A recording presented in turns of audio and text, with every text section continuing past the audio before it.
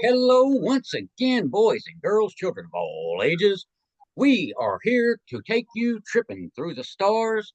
This week, man, we have got a really cool guest for you. And I trust me, we've already been talking behind the scenes, hanging out there in the green room. Good times had by all. But I want to give you a little brief backstory here. I was going through my Audible library a while back, and I see that there's this audiobook there titled Alice by C.W. Lamb. And I'm going, the hell did that come from? Didn't remember getting it. Don't know where it came from. It just wound up there. So I just kind of went on about my business, listened to whatever, probably a new J.S. Patrick or Merrill David or one of those. So one day I'm like, I need something else to listen to, something different. And I'm like, ooh, that thing that was on there. Let me go find that. And so I went down and I found Alice, started it, was listening to it at work, going, the hell am I listening to? What's going on here? So I kept listening because that's a good way to hook me. Is if I don't know what the hell's going on, I want to find out. Well, next thing you know, I am full blown knee deep into this story. Like I'm like, okay, on to the next book because it was a 4 book set that I had on the one file, and I'm like, dude, this is freaking awesome. So I'm talking to a friend of mine, Lee Edwards. Sorry, he couldn't be here with us today. He was wanting to be. So I'm texting him. I'm like, dude, have you ever heard of this Alice series by the C.W. Lamb guy? Shit you not. He pops back with, yeah, I know him. The hell you mean you know him? He's like, yeah, I know the guy. I'm like, well, what the hell? I said, you know I'm doing a sci-fi show, right? He's like, oh yeah, you want me to get him? Duh. So without further ado, the man himself with the mystery that wound up in my Audible library, Charles Lamb. What is up, man? Hey, thank you for having me. Well, Jeannie has just started Alice. So let's be careful. We don't want to give away too much, but give us let's just start right out the gate. Give us some background into who you are, what you're, all about, and then tell us how this story came to be. Well, to start, I guess I'm a mixed bag of tricks. I been reading sci-fi my whole life. I mean, I grew up with the Heinleins and the Asimovs and all of that good stuff, and went into the Marine Corps. Wanted to be a fighter pilot. That didn't pan out. Just more the fact of the time and the fact that there were 3 pilots for every plane that the Marine Corps had at that point, and I was offered logistics or artillery, but I ended up going into the reserves. I'm a degreed engineer, got my bachelor's in mechanical engineering. Started a master's in computer science, but life got in the way, and in the end, it just wasn't really particular. But um, I got into writing. I never wanted to be a writer. I was the science and math guy. My writing was I'm a C English student, and but my ex-wife was a television writer. She used to write for Married with Children, Alf. She worked on the Predator films. I mean, she's a name in the industry, and she was working on a cartoon script with a company in Canada that was doing CGI, and the cartoon was going to be about a little girl who lived in a junkyard, and she would build robots, and these robots would come to life. And so my ex asked if I would help, because she needed somebody with some technical input to make the bits and pieces believable. So we worked together on that, and at the end of that, she's like, you know, you're actually pretty good at this. Have you ever thought about writing anything? And it's like, yeah, no, C student, you've got to be kidding me.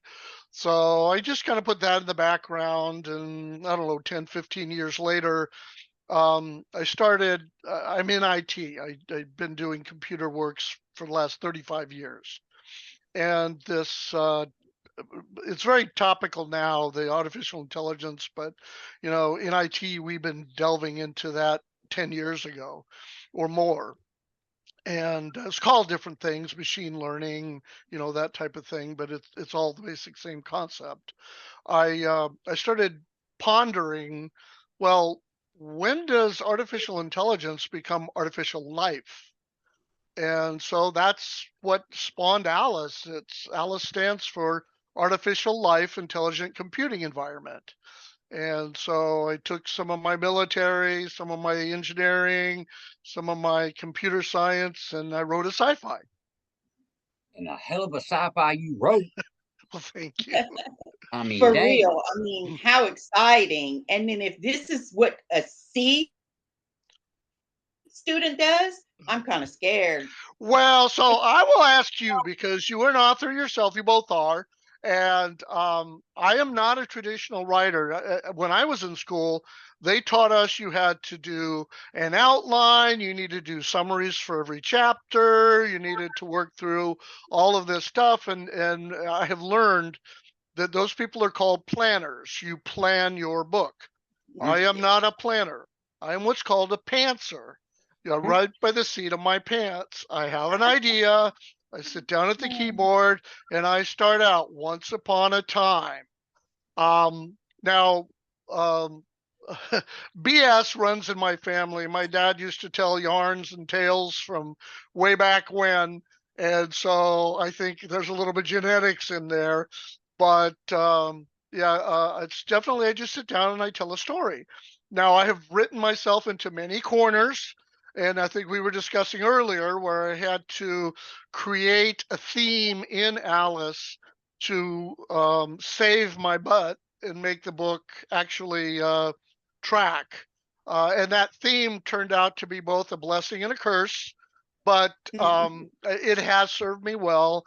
And for people who actually read the book and pay attention, I've not found a person who didn't feel that it was out of line or offensive, and it did track and make sense. But there have been people in the past who've had more of a knee-jerk reaction, and for them, I feel sorry because if that's the way you go through life, you're going to miss out on a lot of really great things. You ain't lying, because that's where I say I feel bad for them. Is because if they keep going, they get into all the awesome stuff that happens down the line and seeing the evolution. I mean, I love books where a world is built. You know, that's I think that's why I like post-apocalyptic so much, because you start at the brink, everything is destroyed, and then you bring it back. You know, and you've got that going on here. You know, and the whole cataclysmic events that led us to where we are, and how our character wakes up all by himself in this room in the bottom of this gigantic facility, not knowing what's going on, Mm. suddenly has a voice talking to him, you know, leading him along, and then come to find out it's Alice. Yep. So let me ask you, was your original plan to do it that way, where it's just this one guy, he wakes up, he doesn't know what's going on, and he has to start figuring things out? Yeah, so that's one of the things about what I was saying before about being a pantser, not a planner. My original attempt was going to be just the main character and the computer. It was going to be those two primary characters, and it was going to be the story of how that evolved and developed. And I reached out to my ex-wife. I wrote the first 5 chapters. And I reached out to my ex-wife because one of the things that was rattling it around in the back of my brain was listening to all of her comments about people who would give her scripts and books and please read this and tell me what you think. And she would say, how am I going to tell this person this book sucks? And so I sent it to her and I said, look, her name is Jeannie Romano. And I said, if this sucks, you need to tell me because I don't want to invest a lot of time and effort in something that's not worth the effort. And so she read it and she got back to me and she said, well, first of all, it doesn't suck. It's actually pretty good. I'm not a sci-fi person per se, she said, but your story tracks, your characters are good. I see good development in what you're putting together. She said, first of all, there's the first 3 chapters. That's backstory. Build that into later parts of the book, flashbacks, revisiting whatever. The one piece of advice she gave me, and if I know you've seen or listened to the first 4 books, was in television, the first 5 minutes of every TV show is the hook. It's the thing that's going to make the watcher or the viewer want to see what happens next. You need to do that in your books. You need to put something in the first part of the chapter, whatever, that's going to interest the reader to want to continue to read. And I think, Jeannie, that's part of what we were talking about earlier. You get into it and it's like, well, what's next? I mean, I want to go to bed, but what's next? Yes, So it I is did all that. definitely that kind of story. Thank Not you. wanting to stop on it. It definitely is. So yeah, so anyway, that's what I did with that. But like she told me, she says, look, you're going to need more characters. I know you think you can pull this off with just the two. Little did she know, I mean, I have a character list in the front of every book, because that character list continues to grow and grow as the world expands. I mean, you've got the United States, and then you've got, Europe, maybe Australia, and then, it builds more and eventually works its way into outer space and alien races and all of that. In fact, I will tell you that a lot of my world expansion has come from readers who've reached out to me saying, well, what about my country? Why aren't you including my country? In fact, one particular reader was very adamant that I needed to include Iceland. Iceland was a wonderful place. And I said, well, I've never been to Iceland, but send me information on Iceland and I'll put it in the story. And so I did. In fact, a lot of Super my neat. work is from reader input. That's part of how I met Lee. I put his daughter in, I think, book 4, the one you just finished Yep, reading. you did. That's it. Because when I first read over it, I was like, why is this striking something in my memory? And then it was like, oh, Lee's daughter. It was like, it Yeah. just kind of hit me. It's like, that is so neat. Love it. Yeah, I did a in book 7, no, book 8, the one I just released. I had a reader reach out to me. His mother is going through chemotherapy for cancer treatment, and so he's been reading her the Alice books, and they were both asking me when's the next book coming out, because she's anxious to hear more. And I said, well, would she like a character in the story? And he's like, oh my God, can you do that? I said, give me her information and I will put her in the book. And I did. All right, that's funny. Can you do that? Yeah, I know a Yeah. guy. Yeah, I'm pretty sure he takes my input.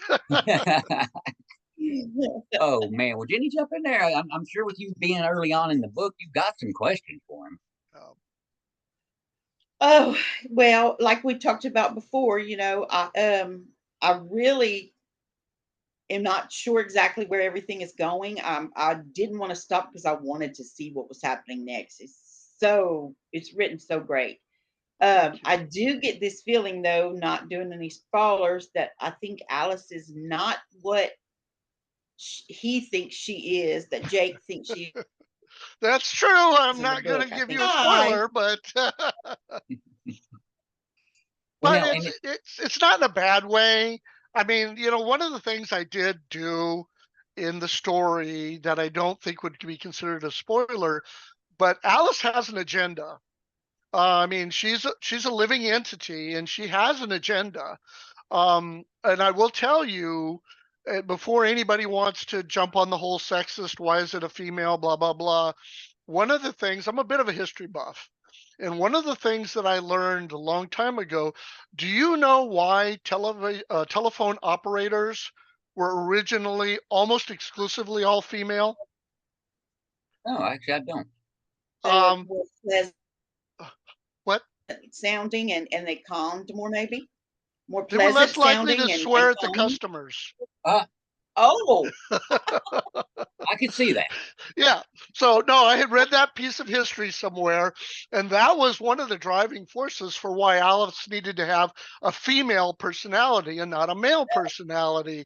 Is that, to your point, it's more calming, more nurturing, more whatever. But the core piece is they're less likely to swear at the customers. they haven't met me then. Yeah, well, She gonna cuss a fool out. Now, here, as the story has progressed, I've really liked how you've managed your political side of it, as far as how the different planets and such that they start coming in contact with. You got trade relations going on, you've got deals being made. Did you have any kind of a background in anything like that? Like, or did you literally just pants your way right into that? Well, I knew I had to do so. Part of the thing about certain aspects of the story, and I'm going to answer this question a little bit sideways.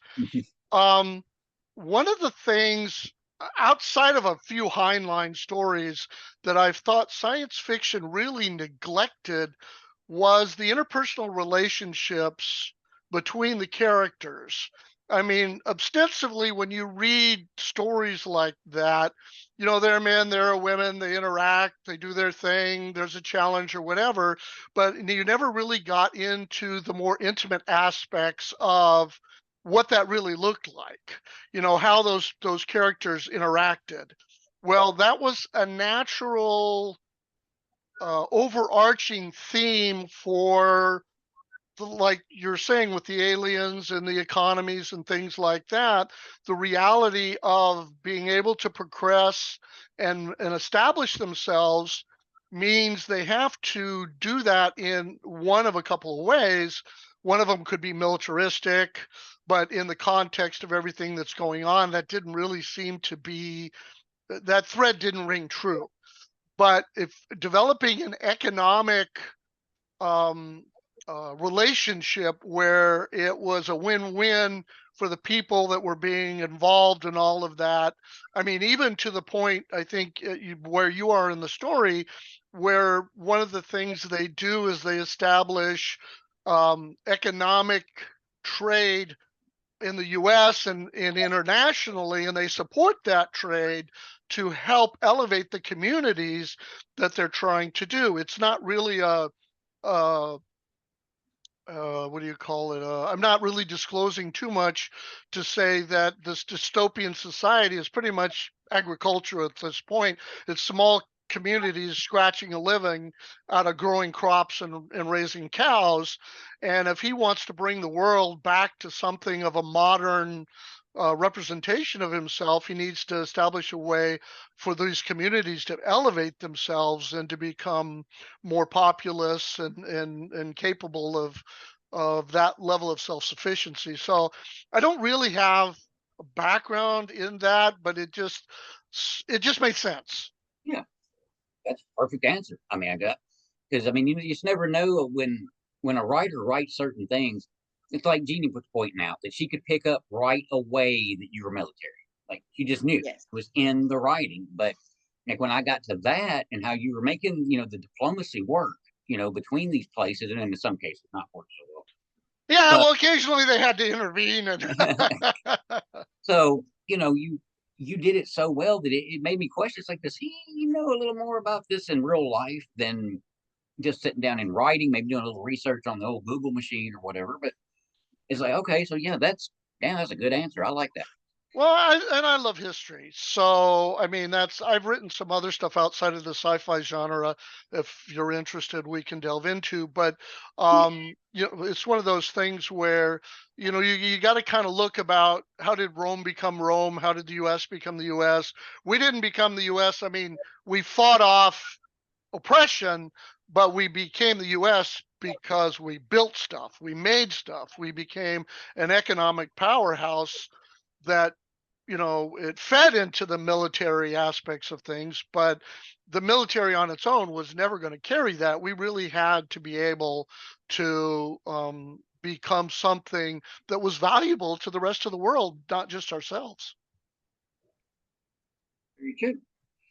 Hey, well, now I can't speak for Jeannie on this one because, again, I'm still quite a bit further ahead than her, but still a long way from the finish line, or at least where you are Yeah, currently. you're about But halfway. yeah, so I still got a ways to go. So we're just waiting on that next Audible credit to hit, and bam, smashing that button, getting the next one. And I'll Hey, and probably have it. don't feel odd about that because I still get paid for that stuff. People are like, well, I'm sorry, but I read all your stuff on KU. I'm not. I make more money on KU than I do in straight out sales. So rock on. Yeah, well, it's in page reads, man. That's how you piling Yeah, it up, yeah. getting those things done. Well, now you just took me down a rabbit hole. Just I want to ask Oh, you I that apologize. because I don't know the answer to this, and I am curious. With the page reads, is there like a rule? Like you can't just like say open up someone's book on your Kindle and just go flip flip flip flip flip flip flip flip flip flip flip flip flip. The end. Review 5 stars. This book is awesome. Submit. Or do you have to actually stay on a page for a certain amount of time? I don't know the details of that. I'll tell you what I've been told. I've been told you can do exactly what you said. In fact, what I've been told is that authors will actually put those lists, I was just talking about, where I have a character list at the front of my book and I have my maps at the front of my book. I've been told that there are authors that put those at the end of the book because if a reader starts the story and then jumps to the end to get to that information and then decides later they didn't like the book, Mm-hmm. they still get credit for the full read. So I have been told. Huh. Ah, Which is why Okay. I always put it at the beginning of the book because I don't go for that crap. I've never paid for reviews. I've never paid for any of that stuff. Everything you see online on Amazon, all my ratings, all my stars, all my reviews are legitimate. And I will say, and we kind of got into this story earlier before we got online, my editor, I was very, very fortunate to land an editor, big time editor. I mean, my editor used to work for Asimov and Heinlein. Um, and he, I'd asked him, his name is Pat Labruto. And I said, Pat, you don't make a lot of money off of me compared to your other, authors. Why do you do this? And he says, I just like your stories. He says, I really enjoy, in fact, and we'll jump into this in a minute because I keep dancing around this non-sci-fi book. But he told me, because I put out a book one time and I was getting some flack about the storyline, as you well know. And he says, look, he says, I was working with Isaac on a project, and Isaac Asimov wrote this story, and it had a Jewish scientist in the book. I don't know what the book is. I don't know what the title is, but they started getting hate mail about this book. And he said, he went to Isaac and he said, look, this could be a problem. What are we going to do about it? And he said, Isaac looked at him and said, I don't try to make everyone happy. If these people are not happy, that's not my problem.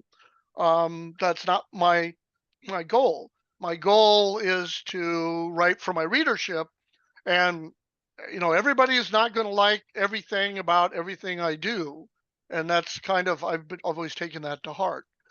Now, what I've Wise been words. dancing around, I also write fantasy, as you know. I've done some Dungeons and Dragons stuff, but I more recently jumped into the romance genre, and that was accidentally. So I live here in Florida. I'm in northern Florida, Jacksonville, and a lot Boo of Jaguars. um, Like no. hopefully we'll have a good year this year. We'll see. But I'm very close to St. Augustine, and if you don't know, St. Augustine was settled by the Spanish, and I think it was 1565, and it is the oldest continuously inhabited city in the United States. And so I wrote a story about a young woman in the 1800s whose father um, was a steamboat captain. The St. Johns River here was the second largest waterway in the continental United States, second only to the Mississippi. And back in those days, if you wanted to travel Florida, you got on a steamboat and they took you down to St. John's as far as they could go. Well, did a lot of historical research on this, and the way the book is written, the first half of every chapter takes a place between the 1850s to the 1870s, and the second half of every chapter is a modern time thread covering the same locations. So the characters in the 1850s may be on a plantation, and the character in modern times is he's an architect and he's restoring the plantation, that kind of a thing. So I wrote this book. I sent it to Pat. Pat read it. And I said, look, Pat, I don't know what this is. I don't know what genre it even falls in. And I don't know if it's any good. It just came to me. So he read the book and he says, well, first of all, it's a good book. I like the book. And you've actually done something in this story I have never seen before. And at this point, Pat's 70 some odd years old. He's been in the business since he was in his 20s. So to have somebody like that tell you he's never seen it was pretty special. But then he says, oh, and congratulations, you're a romance writer. That cracked me up so hard when you told us that. That was, oh my God. Well, and then the topper of it all was, he says, but look, romance writers have they have high expectations. And so you need to get this out to romance readers. What do they call them? ARC, advanced reader copy. Yeah. And get their feedback. Because if you hit the mark with a romance reader, they will never forgive you. So I sent the book out actually it was to my sci-fi readers, and give them to your wife, give them to your girlfriend. You read it if you read romance, whatever. And the quote, everybody enjoyed the book that read the book. And trust me, these people don't blow smoke up, whatever. Oh, yeah. They tell me the truth. But the wife of one of them was the one who put most succinctly the issue that I had to address, and that was that your sex scenes are like two virgins on their first date. So to the point of Alice, and this is where this all tracks. We talked about the issues with Alice and some of the storylines that have both helped me and I've been somewhat crucified over. That was typical of Alice. It was not that kind of a book. So I had to go back and really dive into the intimacy details in this romance book to do that. The book's called The Dowry. You can go online and see it as well. And my reviews are wonderful, the people who get it. But here's the deal that we were talking about earlier that this all leads into. When I wrote Alice with male readers in mind, being a novice and not really truly understanding the marketplace and how many female readers there truly are in that genre. But just like I said, it was not deep. And I never expected to write a second book. It was only the success of the first book that really, I wrote book 2 because I wanted to see if I was a one-hit wonder. And book 2 took off just as quickly as book 1 did. But when I started writing romance, I also started attending a convention, a local convention here in Jacksonville. I don't know that it's here anymore. I think they stopped. Last year was the last year, but it's called Book Obsessed Babes. And every March they have a show here, and I happen upon the husband of the woman who put the show on, and he talked to his wife and they invited me, and predominantly at that point I only had The Dowry, I think, and then my sci-fi and fantasy stuff. But he said bring it all, they buy, and then I would get a few showings here and there. Well, the 4th year that I attended this convention, they did a promotion where they said, if you write a book that you introduce at the convention, we will do a reader promotion for you with the attendees, where you come in and you do selected readings the day before. It was a Thursday, Friday, Saturday kind of a thing, and the Friday before where people would pay special to get in early and attend these events. So I did a book called The Ranch Hand. It's my latest romance novel. And it is totally different than anything I've ever done, other than it's a romance novel. And so I actually looked at that did last you? night. I almost read that one first, and I'm glad I didn't. I'm glad I went with the sci-fi first. But Well, Yeah, I I will looked at. send you a copy if you're, because we're a tag community. I won't make you buy it, but I will send you a copy if you're interested in that book, Oh because I yeah. would actually like your feedback on that book. I'm very proud of that book, but it's not perfect. Um, and I think it might even give you a little bit of surprise. And there's a little bit of a military thread there. We can't get past that. I'm sorry, but um, so, but the point was in all of that, that the previous 3 years that I attended this conference, I was in the shadows. Not that I wasn't out there in front of God and everybody, but that I didn't really sell a lot. I mean, the attendance cost came out of my marketing budget. Like I told you before, my books pay for themselves. If I don't make enough money to cover a certain thing, I just don't do it.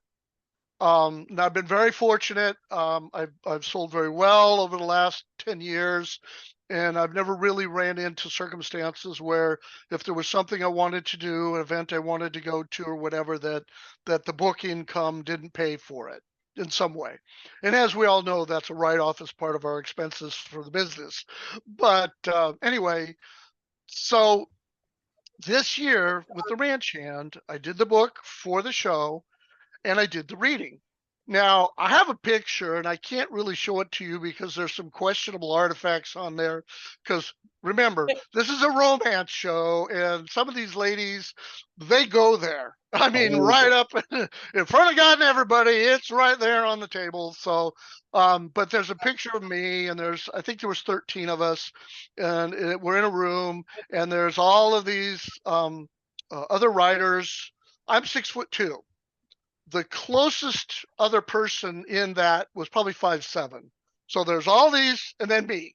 And so anyway, and I was the last reader. And so you're in a room, there's about 70 listeners that are there that have all paid money to do this. And, as we go through, and you're allowed about 10, 15 minutes to do your reading. And as the day progresses, it's a couple hours into it at this point. And you know how the rooms get. People are chatting in the back and they're all being respectful, but there's this undertone of murmurings and things that are just going on. So I get introduced and I got my cheat sheet. And so I get up there and I start reading. And about 3 sentences in, I realize the room has gone dead quiet. Nobody's talking. And they're all looking at me. And I'm thinking, oh hell. What did I do wrong? But nobody stopped me, so I just kept going. And now these are all readings from the Ranch Hand. So I finish the reading, get a very respectable round of applause, and I go sit down. So they take a break. Yeah. Well, a little more than a golf clap. I actually got some pretty good stuff. So I go, and we all had the authors who had done the reading, all had our tables for pre-sales where people could come buy our books in advance. Now, I have to tell you, in the past, if I sold 10 books at an entire show, I was doing good. I mean, that was for me being, like I said, in the shadows. I sold 10 books in the first 15 minutes sitting there after they went into the break piece. So my buddy, his wife runs the thing, comes over. His name's Doug. And Doug says, Charlie, did you just see what happened? And I said, Doug, did I do something wrong? And he said, no. He said, not a single person in this room expected to hear those words coming out of your mouth. He says that as a rule, and this is what I'm getting to, as a rule, and people, please don't fry me about this afterwards, female romance readers do not think a man can write romance. They don't believe that a man can understand what's going on in their head. And you proved them wrong. He says, now we have 2 more days of this show. He says, I want you to pay attention, because you've done this before, to the difference you're going to see in the next few days than you've seen in the past. And so that was the end of the day. I packed up. we went home because I wasn't staying at the hotel. It was in town. So I show up the next morning for the big show. And Doug comes over to me before they open the doors, and he says, "Buddy, you've been the hit of the show."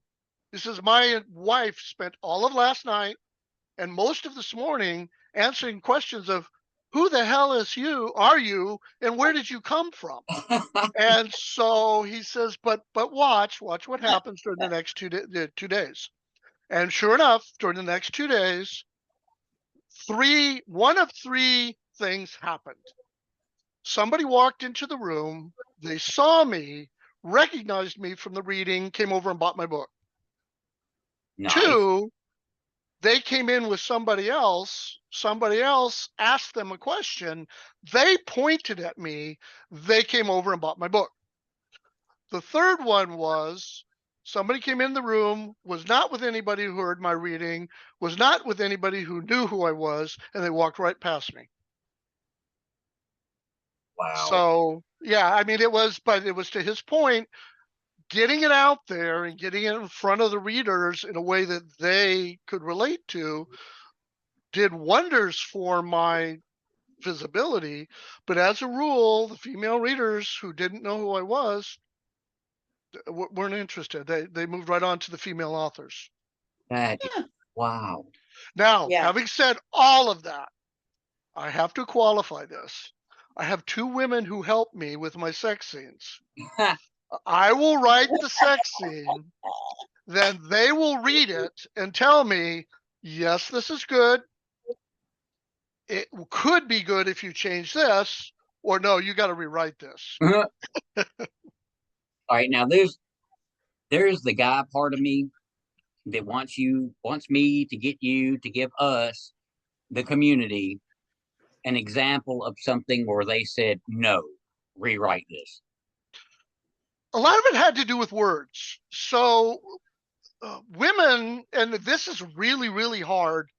I mean, I'm a Marine. And see, I'm saying you're a big Marine. Yeah, well, yeah, I'm a big Marine. I'm 240 pounds, 6'2". Yeah, I'm not what you would call a noticeable when I walk in the room. Yeah, and I mean, Judy's not a slowly huge under guy, their but we Jeannie and I were talking about this before when I wrote my first book and I put it out there.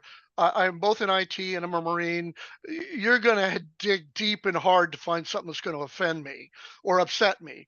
Most of the time as an author, when I read my reviews, I'm looking for those gems that tell me where I could have improved. Like this last book I did, I had somebody try to critique a failing that they perceived in the book, which really represented their lack of understanding about how a data center worked. And I won't go into the details because we could spend another 20 minutes on that. But in a lot of cases, I mean, I've even had a few Marines. I had one write a review because I compared a military vehicle to a Stryker.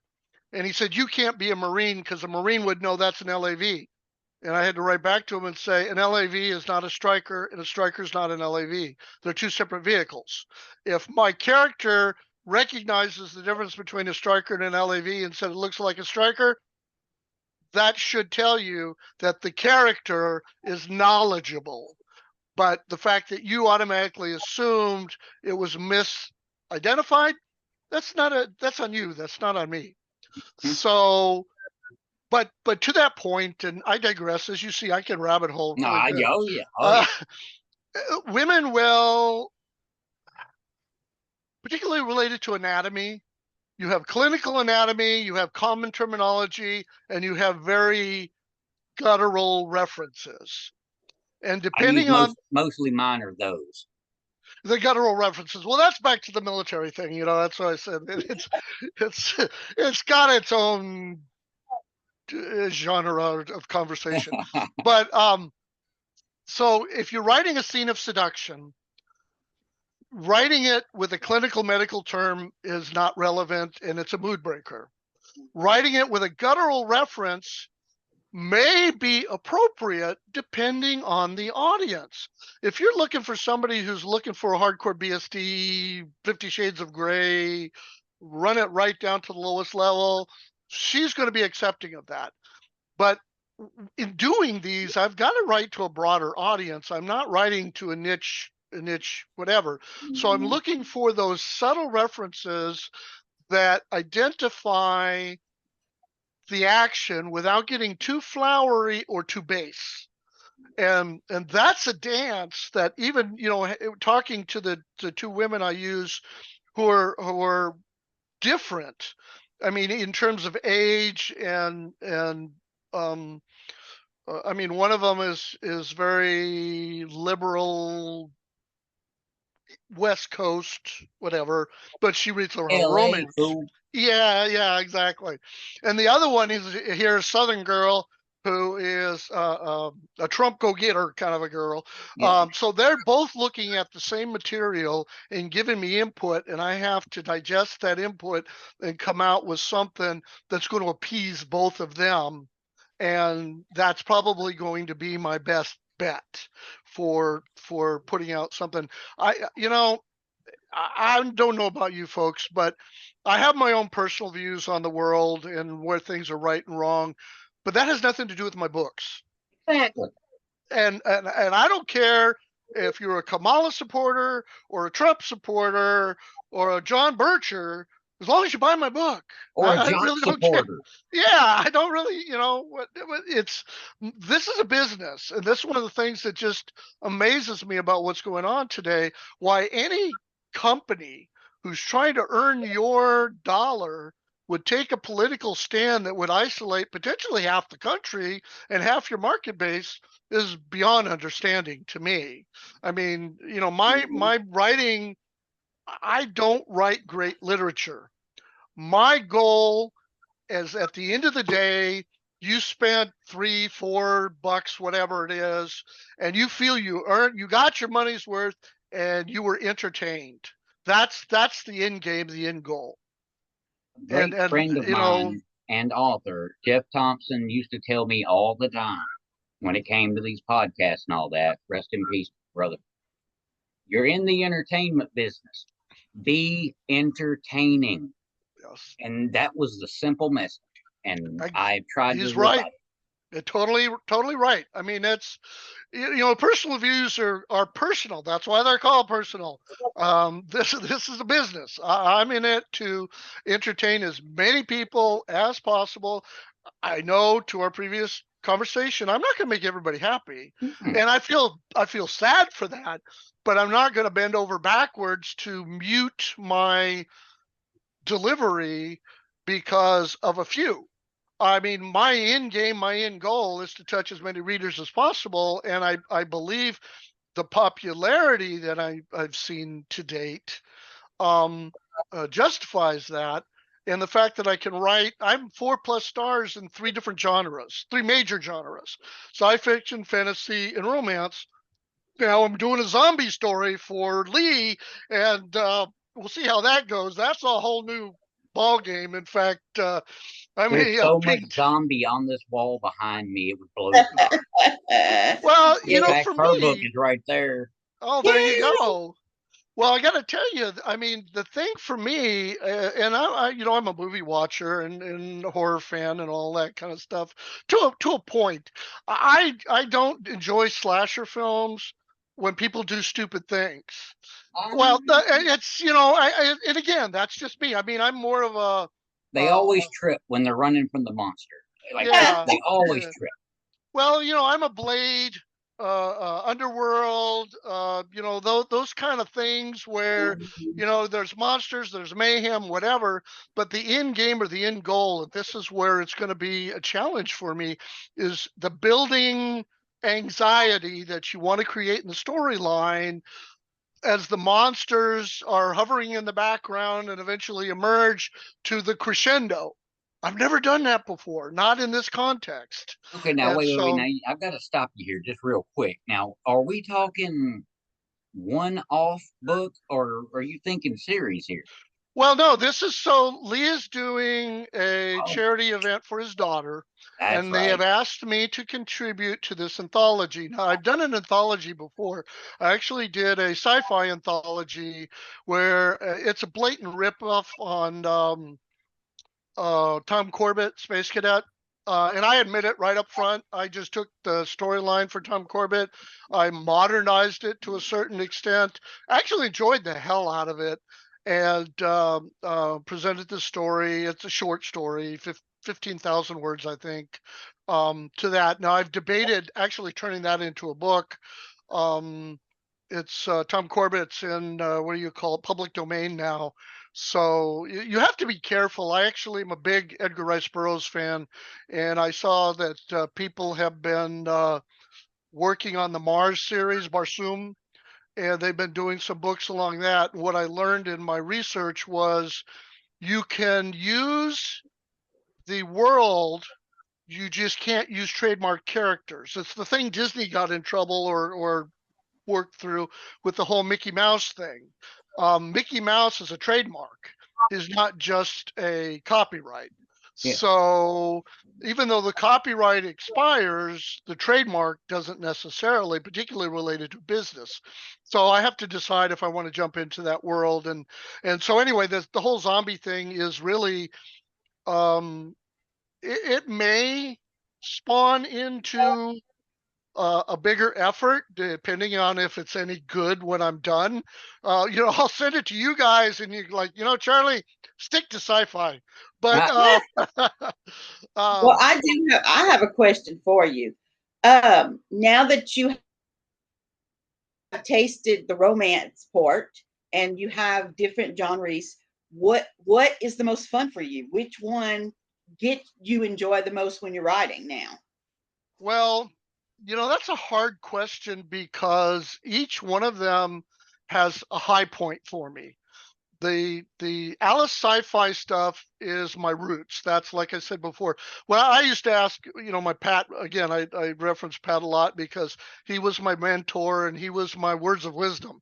And one time I asked him, I said, "Look, Pat, I don't mean to sound a tad egotistical on this, but I don't know any other way to phrase this question. But why do people like my stories? I mean, I really just started writing 10 years ago. I released the first book in November of 2014, and I never ever did anything before that. Not short stories, not poems, nothing." And Pat says, "But you've been reading your entire life. You've been training for this vocation without ever really understanding that you were." And so, to your question, I enjoy the hell out of the romance stories because I'm a romantic at heart. Again, we're talking about this dichotomy of 6'2", 200-pound, 240-pound Marine. I I'm wish he was saying 200-pound. Yeah, but the sensitivity, the interaction of the relationships. I even made my ex-wife cry when she read The Dowry, the first romance book I wrote. I've written The Dowry, The Sword and the Medallion, which is book 2 of that series. It takes place again in Florida in the 1740s with the Spanish, and then in modern times. It's the split history piece, and I enjoy the history of that because I learned so much. I learned things, and this is my favorite question, and I'm gonna throw this at you. Don't be mad at me. How many colonies were there during the American Revolution? 13, I thought. that's what I was going to say. 13. 15. There were 13 British Then must be colonies wrong. and 2 Spanish Oh, colonies because Florida gave, or Spain gave England Florida in 1763. So there was East Florida and West Florida, and then there were the other 13s, and they were all owned by the British at that time. Why they teach us 13 is only 13 revolted. After the American Revolution, Britain gave Spain back the 2 Florida colonies rather than having to deal with British colonies next to the American colonies. But they never taught us that. I never even knew that until I got here. So, and you know, there's a bunch of little things like that that I learned doing my historical research for the story. I try to make the story accurate. In fact, when I was writing the Dowry, and the Dowry takes place and during the Civil War is through the middle of it, and I was in a Civil War shop and I was asking the guy a bunch of questions, and finally he goes, "Why are you asking me all of this?" And I said, "Well, I'm writing a book." And he rolls his eyes and says, "Yes, what we need, another Civil War book."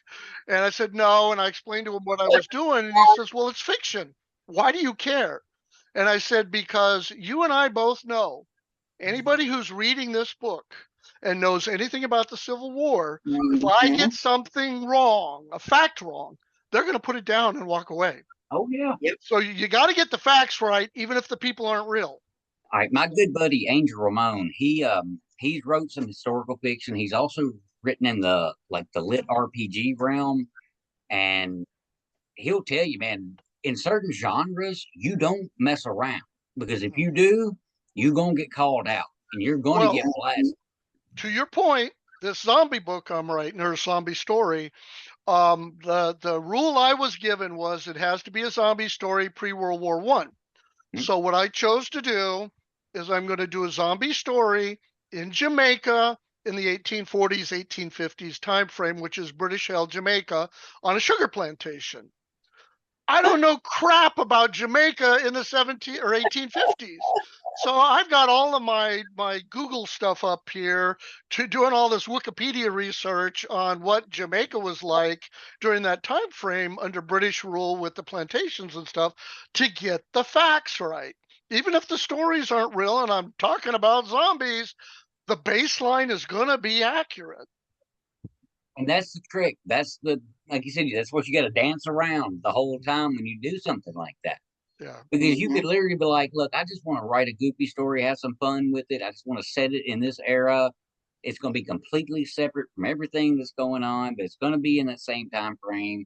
You write it, somebody's like, those wheels didn't get built like that until 2 years later. Later, You know, exactly. like, Yeah. dude, Well, like so I will tell you to that point. Do you remember the scene in Alice when they go into space and they take spear guns? yes, So the yes, because reason, we had to go. Shit, no, yeah, that's a spoiler. Shut up. yeah, well, yeah, because she hasn't got there yet, but I will tell you the backstory that won't affect that. I didn't realize that guns would fire in space because I didn't acknowledge or it's you know you learn so much shit over your lifetime. I mean, I knew guns shot underwater. Why the hell they wouldn't shoot in space? It never even occurred to me. But the fact that modern gunpowder creates its own oxygen for the burn meant that they could have taken guns. But the fact that I didn't think they could take guns, I actually had to give them pneumatic spear guns to offset the fact that, and a reader pointed that out to me in one of my reviews. Somebody had said, "Dude, guns will fire in space. What's wrong with you?" I've got So, your counter argument. I've got your counter argument because, like I said, you didn't know. Why would they know? Why would your characters know that right, a bullet would fire in space? They've never been to space. right. They don't And know. that's true. Well, and in fact, I even said that in the storyline. The character who's having to make this decision said he wasn't willing to trust his life on something that he wasn't sure would work. So, but Eat and I that, will. reviewer. Yeah, well, no, but I appreciate that because that tells me people are paying attention. One of Yep. the things I'm going to tell you, and I don't know, Jeannie, are you doing the audiobook or are you actually reading? Oh, I'm reading it. Okay, well, kudos to you because what I was about to say is the number of people who've told me that they started with the audiobook and they went back and read the book and picked up so much more in reading the book because I will admit I am the masters of subtlety. One of the things I struggle with as a writer, and I know you've got to think about this too. How much do you lead the reader by pushing him or pulling him? And there are authors who will drag a reader through the mud in details that are just not necessary because they don't trust the reader to make certain leaps on their own. And it's a fine line, and I bounce on either side of it. I'll tell you right up front. It's like I was saying with the reader in this last book in the data center. I made assumptions about what the public knew about how computer data centers work that turned out to not be true for this reader. And so, you've got to, as you're writing your stories, make a decision about how much am I going to spoon feed, and how much are you going to have to work to understand the story that you're participating in. Because the other thing I will tell you, and I know we're getting up on time, I think, but Nah, we can keep going as long as you want to go, dude. well, I'm good. Seriously, I'm You're loving in this. trouble. You may run out of disk space, but Like I said, I, I've got it scheduled out to 12:30, which is my time. So even okay. past that, we got another 30 minutes, man. As long as Jeannie wants to keep going, let's keep going. Shit. Well, so I will tell you, and this may be a tad controversial, but in the first couple of books, I was accused of being a racist, and by a reader, not a lot of readers, just a reader. And I replied to the reader, and I said, "Look, I defy you to go back to any of my books and see where I told you what the race of a character was. I will give you a name, I will give you a general description, and I will give you a sex. And I only deal with two sexes. You're either male or female. I don't wander too far afield here. But I won't tell you if he's black, white, brown, red, green, whatever. In fact, in book 2, when I create the 10th Cavalry, I did that on purpose because the 10th Cavalry was a black cavalry unit in the 1800s, and that I did that to just prove to that reader that the character I made him black because of that statement. But the fact that that character went through the entire book 1 and you never knew, and I had to specifically assign it in book 2, was just to show the fact that the only racism you're going to read in my book is what you bring. Yep. They were what they were alluding to was that, all of the characters in my book were Joe, Bob, Ed, Al, Greg, whatever. Well, I work with a black Al. I work with a black Bill. I work with an Asian Joe.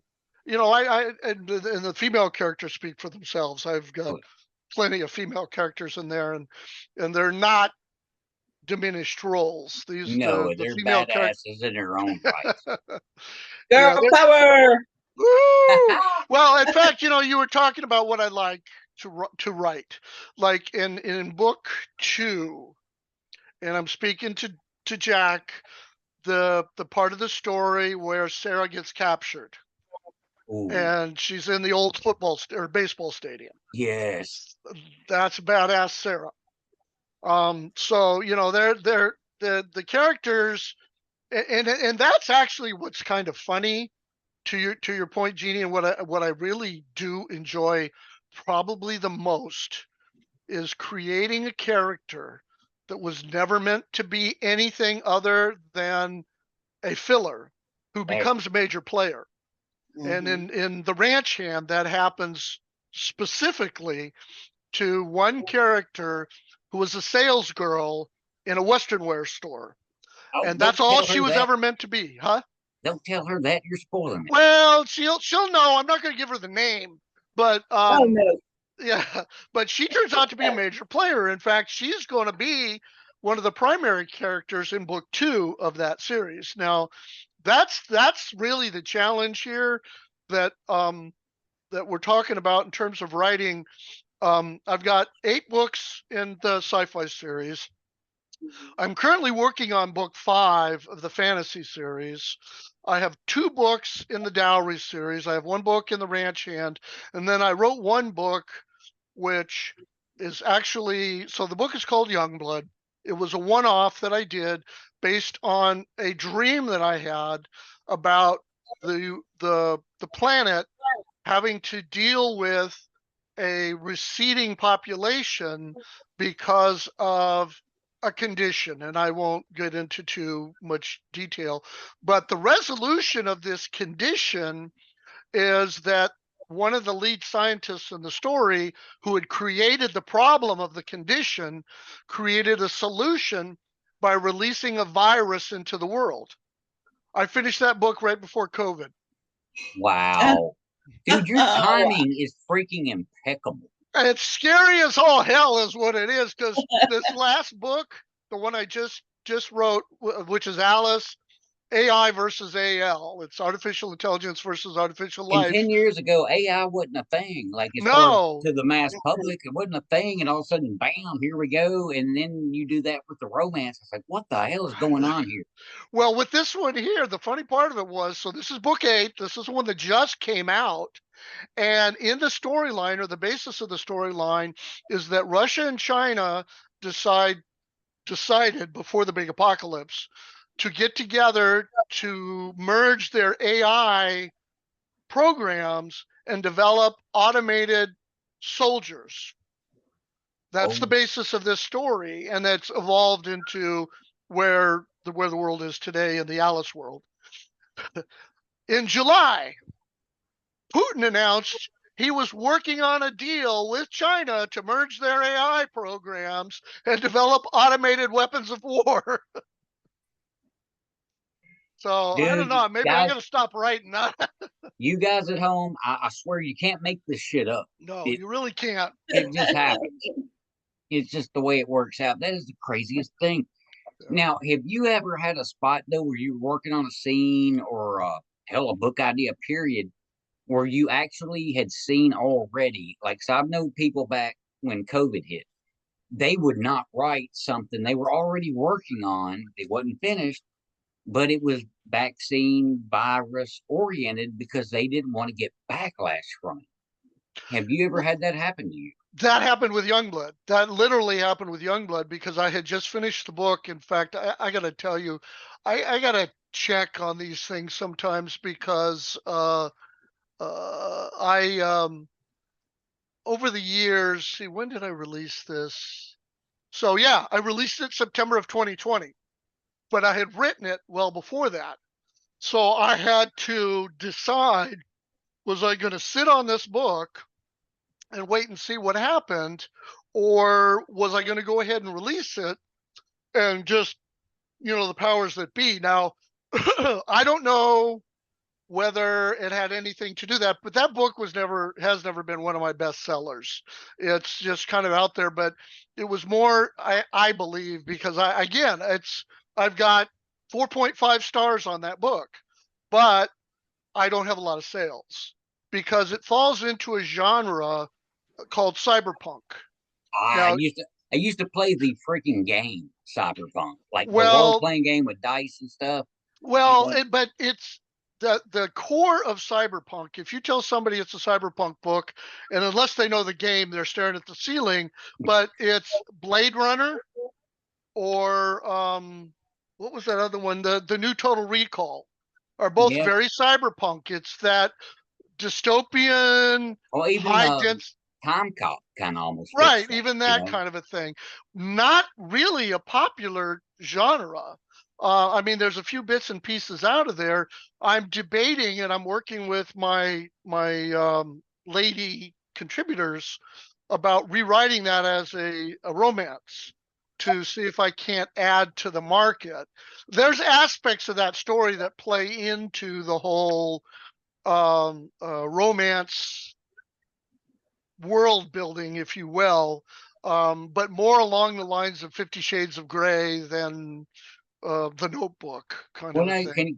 are you gonna have like cybernetics in yours? You know, like you have like a Gatling gun that could pop out of an arm. You know, and but instead of like bullets, it fires out little soft puppy things to analyze. You know, I Not in mean, this particular. Well, so to your point, when you get there, you're kind of rolling into book 9 of the Alice series. So to paint a broad picture without giving away too much, in Alice 8, which is the AI versus AL, the Jake et al. Accidentally reactivate one of these AI facilities that are filled with robotic weapons. oh no, Yeah, oh and you so bastard. Yeah, well, so it Ah, gets worse. It gets worse. But in the end, obviously, the heroes are going to prevail. But now they're stuck with all of these robot warriors and no idea what the hell to do with them. So in book 9, they're going to have to figure out a way to convert all these things and take them to space and use them to fight, intergalactic battles or whatever. So yeah, that would be, the kind of thing that I'm looking at for book 9. But book 9 in that series right now is more of a wishful thought than it is anything on paper. That was what I was going to mention earlier. I've got 8 books done right now in Alice. I've got 5. The 5th one I'm working on in the fantasy. I've got the 2 in the Dowry series with a third that actually got started. But again, my romance is kind of a building thing. So I don't know about you, but it takes me about 4 months to do a full book, full novel. Now that I'm doing it more full time, I may be able to get that time down a little bit, but we'll see. Um, so getting 2 books a year out is reasonable. Getting 3 books is a bit, um, a little bit of a uh, stretch. yeah, we'll see again. Um, but so then I've got this young blood thing, but I've also got a couple of other books that I'm working on. I hate getting too deep into giving out whatever, but I'm working on a book about a guardian angel. It's about a Marine in the Middle East who's a guy he's the guy everybody wants to be with when you go out on patrol because nothing bad ever happens to him. Well, it's because he's got a guardian angel, and Huh. his guardian angel is keeping him out of trouble, and so keeping him out of trouble keeps everybody else out of trouble. Well, his guardian angel, in triggering an explosive device, accidentally gets knocked out of the cosmic world, if you will, into our world. Oh, screw And you! I did something like that did you? with my domino story, my very first story, and I can't say anything else about it because it's going to come out later in something else I'm going to write. But yeah, I got a very special cat that came from a very special place that just showed up in Steubenville, freaking Ohio, to look after somebody, and he has no idea why he's there, but he's there and he's just doing it. And it turns out there's a whole lot of more crap going on behind him, and he has no idea. Well, mine's a female, not a male angel, And mine's and mine's a hairless cat. oh, there you go. Well, we're not in the same genre then with this whole thing because I think I'm going to take this one to romance. It kind of Yeah, makes well, you're not sense. screwing my cat. That's not happening. Okay, no, I won't screw your cat. Trust me, I won't touch it. But so yeah, I mean, and I've already got that book. I'm into like the first 5, 6 chapters. But my big problem was as a Marine, and I even referenced this in Alice. I was REMF. Was in reserves, never saw combat, never got deployed.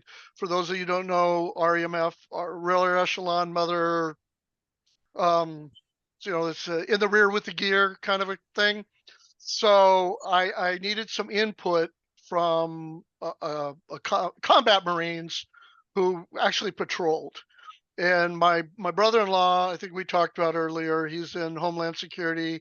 He hooked me up with a buddy of his who did some hardcore patrolling, and he's given me feedback about, because I don't, again, I don't want to get it wrong, and I don't want to insult anybody, and I don't want to make assumptions. Things. Marine are our own breed of people anyway, and actually, a really funny story when I released this book. I had a reader who sent me a link about DARPA, who, for those of you who don't know, DARPA is the agency that does the defense research projects. In fact, I had a DARPA guy reach out to me after Alice, who had read Alice, who wanted to talk railguns. So, I mean, I've had some very interesting contacts over the years. I've had a guy reach out to me from the embassy in Afghanistan. My books made their way over there and were making the rounds. So, and I do appreciate my military readers. They can't say anything but the truth. So I always appreciate their feedback. Um, but anyway, Crap. Now I rabbit holed and I don't remember what I Yeah, was yeah, talking that happens, man. God, I about. do it. I do it every day. But now Um, let me ask you this then, since that maybe it'll get you back on course. sure. When you first had to hit that publish button, or did you have to hit that publish button? Did you just send your stuff to somebody and they did all the work, or did you indie publish right off the rip? No, so the book was actually done in 2013. Um, it, you have to reach that point where you say it's done. Whether you think it's done or not, it's done. Yeah, And as you know, Alice, I always think of Alice, for those of you that are high value readers, you get your bang for your buck on Alice. Alice could have been 2 books if I had the savvy to really stretch it out and fill it in. You get a lot of action. But I wrote Alice. It was finished in 2013, and I did the traditional send it out to publishers, whatever. And I got a year of thanks but no thanks. And then I got one guy who kind of was like, your writing is very raw, but your story is good. You really need to clean it up and make some get some input in to make it a better product. But then I read an article about independent publishing. Now this is again 2014, and I thought, well, crap, I can do that. Now, having said that, back to the beginning, I'm in IT. So I broke out Photoshop. I did my first cover. I ran it through as many editors software wise as I could. Pulled in a bunch of stuff from open source, no cost, run on Linux. In fact, I wrote the first 10 chapters in Linux before I moved over to a Windows machine because I wow, kept blowing up the right around 40,000 words. LibreOffice couldn't handle the content. It kept blowing up on me. that So was I the had one Lee was saying he was using, was that Libra thing. Yeah, yeah, and I did, because like I said, big IT guy, do all my own support at home and all that good stuff. But it just couldn't handle the size of the files. I was having to write 3 or 4 chapters, save the file, do another couple of chapters, save the file, and then merge everything later, all that good stuff.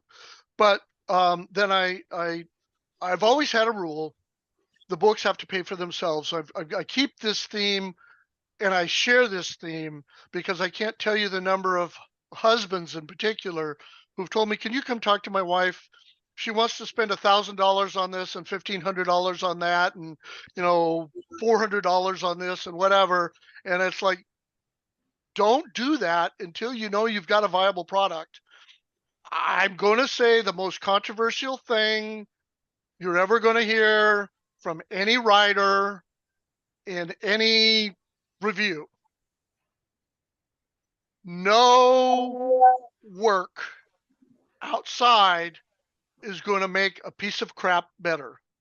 If your writing isn't any good, none of that other stuff is going to help you. It's just water down the or money down the drain. Um, that doesn't mean you can't get better, but understand you can't buy craft. You have to work on it. And it's funny. I tell you, I've never written a book in my life other than this. There's a little bit of that's a lie. And that is that as an engineer and in IT, my daytime job was writing documents. How to install this, how to fix that, how to deploy this. I back in the day, I worked for a company that used to make firefighting equipment, and I worked with our tech writer writing all the training manuals. So I believe a lot of what you see in my world building, in my explanation of things, is the education that I got from writing technical documentation and explaining to the reader what it was that they should be seeing in their head, because I spent so many years doing that for technical people to know what they should be doing in all of And, those bits and pieces. and you would be so amazed by how many times I've actually had to have, got to have authors on any of the shows I've done over the years that have said the same thing. They wrote programs, they wrote documents, they wrote, the boring stuff. They Right. wrote the stuff that was just, it was teaching material. It was like fact stuff. But they were able to port that over Mhm. and turn it into their writing because you already had the Right. foundation, you already had the base. Yeah, And they've been training like me. You said before, they've been training their whole life. They never realized it.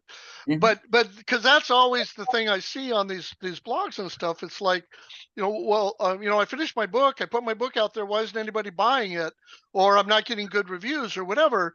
And I don't want to be cruel. I don't want to be crass, but I want to be factual. The market is telling you whether or not you have a viable product. That's not to say you can't have a viable product, but to your question, because I'll get all the way back around, I did all my own editing. I did have other people read it, people who would be cruel to me.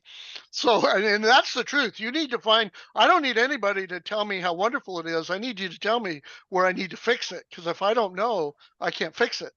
And I did my own cover, and I created my own account at Amazon. I went online, I studied, I researched. None of that cost me a dime. That was all free to me. It just cost me man hours.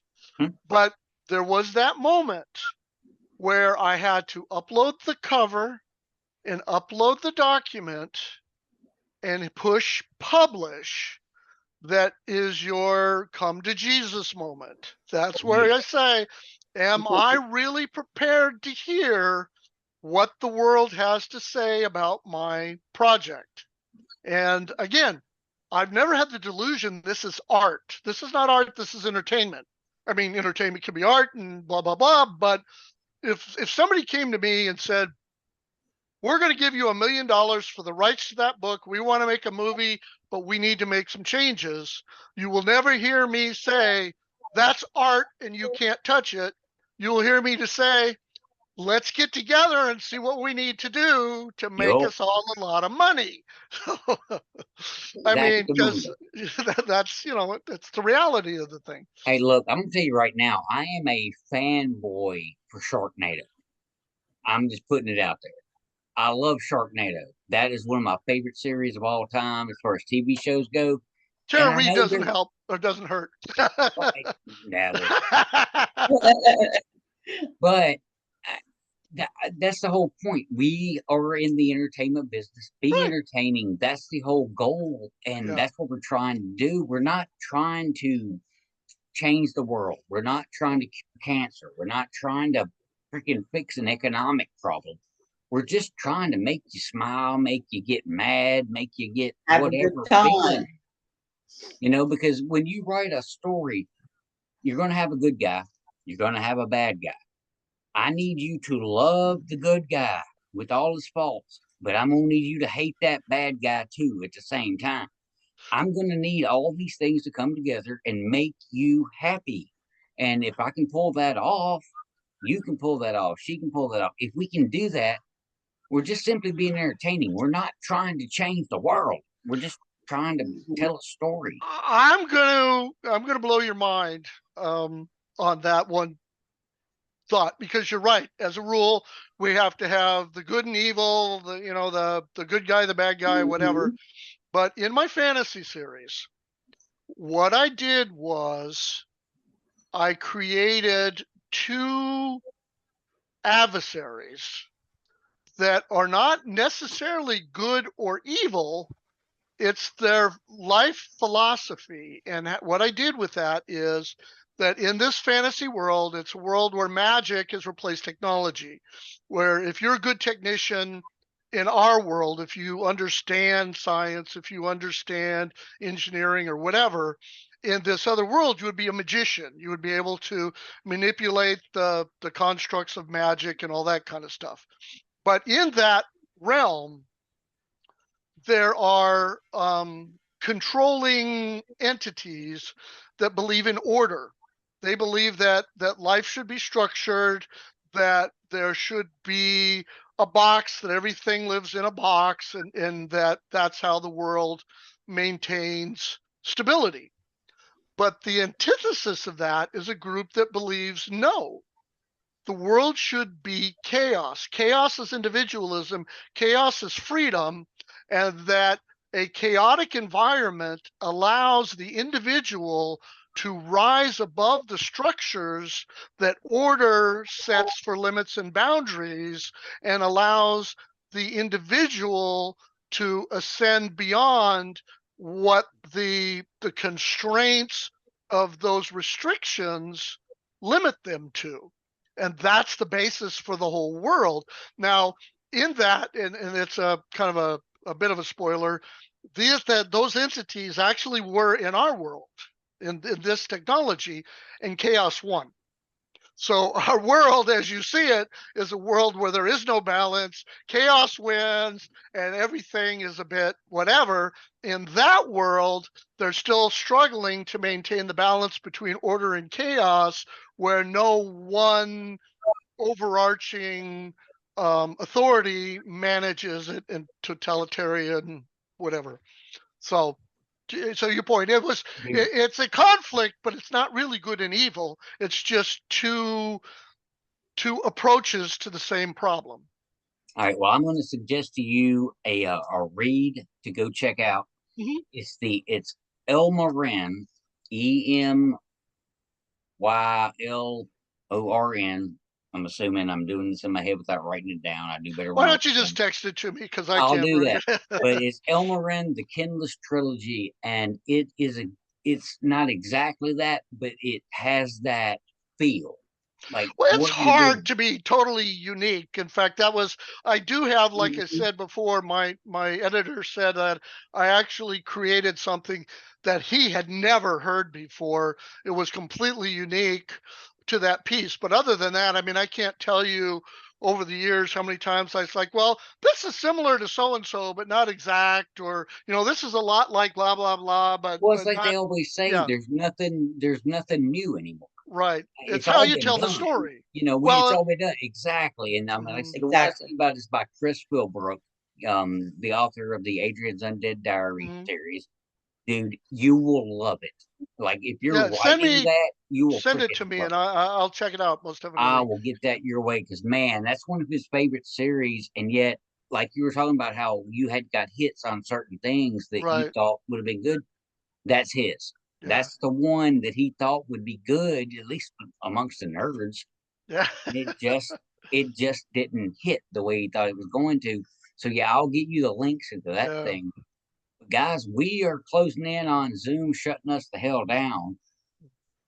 And I like to wrap these things up with a little bit of personal stuff right here at the end. So Jeannie, you hadn't talked as much this week. I don't know why, but you've been She didn't something stand a killing. chance. She didn't stand a chance. Yeah, it I it was really did.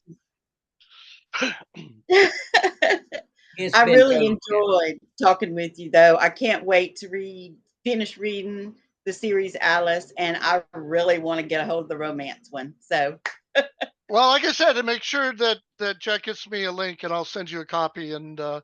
of the Ranch Hand. I hope you enjoy it. That was one of the ones, like I said, you had asked before about what I liked and what I preferred the most. And the problem is, I like writing them all.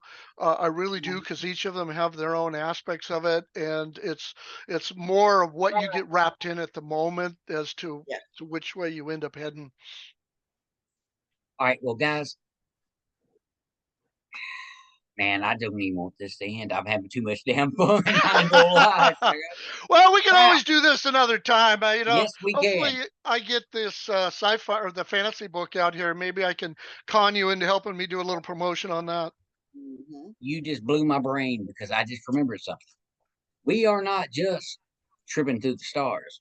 We are part of the Word Peddler Society. Hopefully, somebody can add a graphic there, like post print.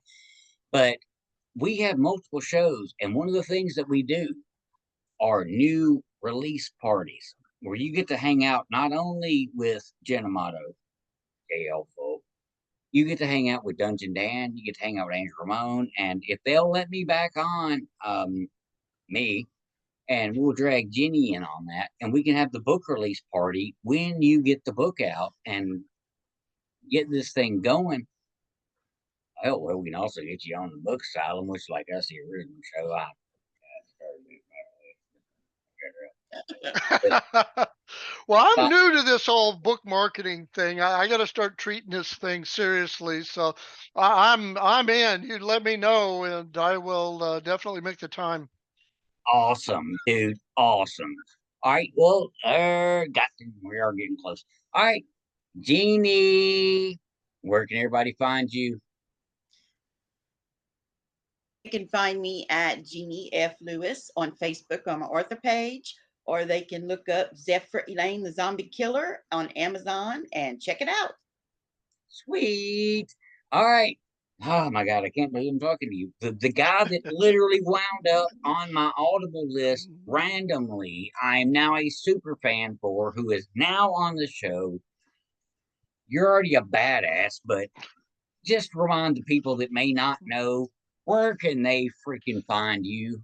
Well, I have my own website, cwlam.net. I do have a Facebook presence. I will warn you, I got hacked about 2 years ago, and Facebook security is an oxymoron. So if you go out and you look for CW Lamb, it's a 50-50 mix whether you're going to get my site or you're going to get the hacked site, because Facebook still hasn't figured out how to put that down. And then there's another one for Charles Lamb out there, which is my given name. And part of the reason why I don't go by that is if you go out and Google Charles Lamb, you're going to find an 18th century English writer, and I guarantee you he did not do sci-fi or fantasy. So if you hit him, that's not me. But yeah, I have the Facebook presence. I do have my own website, and then I'm on Amazon. So you'll be able to find me as Charles Lamb or CW Lamb. And if you do CW Lamb and Alice in the search bar, you'll land on me. Well, I'm just gonna throw it in there because I know we got a couple minutes left here. If a fan, like a true fan, wants to actually be in the book, can they be in the book? Yeah, oh, absolutely. I will. I can't promise. Like Raise one your of the hand, Jeannie. Raise your okay, damn hand, Jack, if you Jeannie. want to be, Raise your damn hand. but I need to have a context, and I need to understand. Like, would you prefer sci-fi? Would you prefer fantasy? I can make you. See, I see you as a wizard. I can do a wizard with you. Yeah, right there. And I'm in the middle of the fantasy one right now. So Now, what are we doing with Jenny over here, though? Now, what we doing here? I need to have some traits here to really categorize where she might want to be in a romance story. I don't know, but I don't know. I think I'd really kick butt. oh yeah, Yep. well you can do that too. You can be a space age ass kicker or a magical power. So I want to say this, please take it positively, because the book has sorcerers and witches, but the witches are good. So you could be a very ass kicking witch. I mean, Oh, heck yeah. It'd be awesome to be a witch. I don't think I've ever been a witch before. Well, well, team or us up. Team us up. Sword and sorcery right there here. you go. I can put the two of you together as a wandering pair of ass kickers in the great forest.